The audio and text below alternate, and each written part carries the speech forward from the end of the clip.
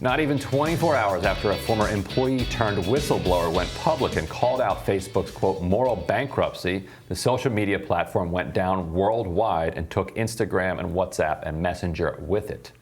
The 5-hour outage was its longest ever. The server error comes as Facebook executives find themselves caught in a whirlwind of speculation and condemnation, both in federal court and in the court of public opinion. The company has tried and so far failed to neutralize perhaps the greatest existential threat it faces in years in the form of an antitrust suit by the FTC, all while fighting off accusations of shamelessly favoring elites, driving children towards mental illness and suicide, and knowingly stoking hostile interactions for clicks. And it's only Tuesday. Here to break down Facebook's terrible week is research director at the American Economic Liberties Project, author of Big Substack, and friend of the show, Matt Stoller. Welcome, Matt. Hey, thanks for having me. So obviously the initial antitrust case was rejected, but they're moving it. They're trying again. What is different about the approach this time? Well, it's there's a couple of legal technicalities to fix what the judge objected to. So the first case was brought under Trump. The judge said, "Hey, this isn't quite detailed enough," so they added more details. And refiled it, although the Republicans this time voted against bringing the case and the FTC. But the broader, they made a narrative change. So the first time they said, here's a bunch of bad things Facebook did. This time they said, Facebook is incompetent. They're not very good at running a social network or building products. That's why they're monopolizing, because that's all they're good at. So it was a narrative shift. And what the outage yesterday shows, as well as a bunch of these docs, is that in fact is true. Mark Zuckerberg is incompetent. And that's why the only reason that he has market power in social networking is because he is engaged in monopolization. So the technicality that the judge ruled on the first time around was that he said that the FTC didn't make a sufficient enough argument to explain why it said that Facebook was a monopoly. It just asserted that Facebook was a monopoly. So how are they going to grapple with that, and how do you think they should handle that technical objection? Yeah, so the judge said you can't just say Facebook is a monopoly because everybody hates Facebook. That's the gist of it. And in the original complaint, the FTC cited one statistic saying they had a 60% market share in social networking and didn't really even cite it. And that's kind of it. And the judge said, no, you have to provide more than that. I know everyone hates Facebook, but you got to provide more. So he dismissed the complaint, but said you can refile it. So he could have dismissed it and said, nah, the case is over, but he didn't. It was like an invitation to refile. So they did, and they added a bunch of stats, mostly monthly active users, daily active users, time spent on the site, and then they compared that to a bunch of different firms that compete or that are adjacent to Facebook, and showed that Facebook's market share is pretty dominant. Over, kind of in the particular market that they defined. Facebook has argued that the FTC chair, Lina Khan, should not be involved because it's a kind of conflict of interest. Can you explain why they're saying that and what you make of that argument, which I guess you're going to say that's not a very good argument? Yeah, it's sort of confusing because the FTC has a number of different tools. And one thing the FTC can do is they can act as a court. So if they want, they can bring companies before them and say, we're the FTC and our commissioners are going to judge you like a judge would. And in that case, there are ethical boundaries that make somebody like a judge. They shouldn't prejudge a case. And then there's the other way that the FTC can operate, which is that they can bring a case to an independent, what's called an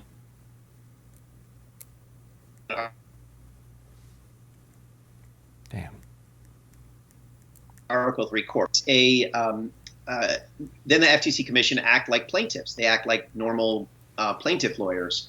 And so they should be biased against the defendant because they're trying to win the case against them. So what Facebook is trying to do is they're trying to say, and so in this case, Facebook brought the case to a normal Article 3 court. So Lina Khan and the other 4 commissioners are like plaintiff lawyers.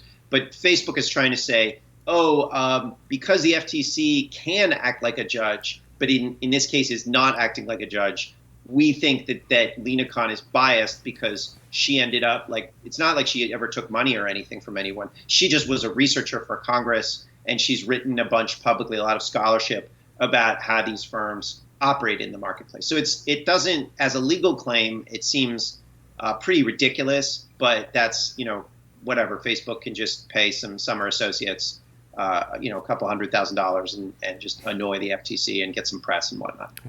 So yesterday's outage kind of struck at two elements that you talked about. One, the obvious one, is the incompetence, inability to keep the site on the internet, which is pretty essential to running an internet business.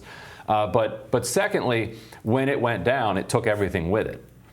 Which exposed the risk to the public of having one company own so many different parts of the kind of public communication architecture and infrastructure. Which of those do you think will be a more powerful argument to the judge? It's a good question. I don't know. I think that the fact that Facebook owns owns WhatsApp and Instagram, Facebook, and then they also claim Messenger as a fourth product. And all those went down because they put, they own them all. They put them all in the same infrastructure. They put all their eggs in one basket. Is a real indictment of the idea that Facebook, because it has all of these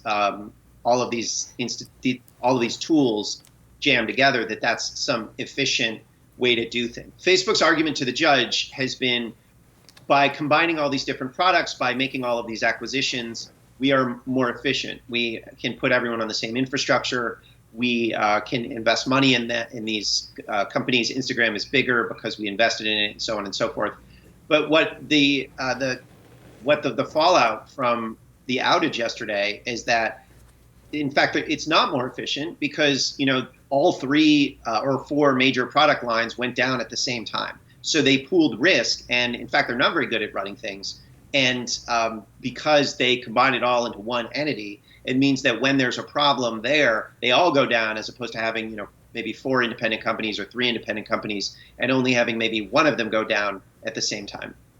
Well, I guess they might also respond, though, that it didn't really hamper anyone's ability to communicate online whatsoever, right? Everyone, the specter of everyone on Twitter saying Facebook is down, we're doomed. But you have Twitter, you have email, you have any number of other platforms. That's my case against considering them some monopoly. They haven't actually made it harder, in the U.S. at least, to have a conversation online whatsoever when they go down for 7 hours.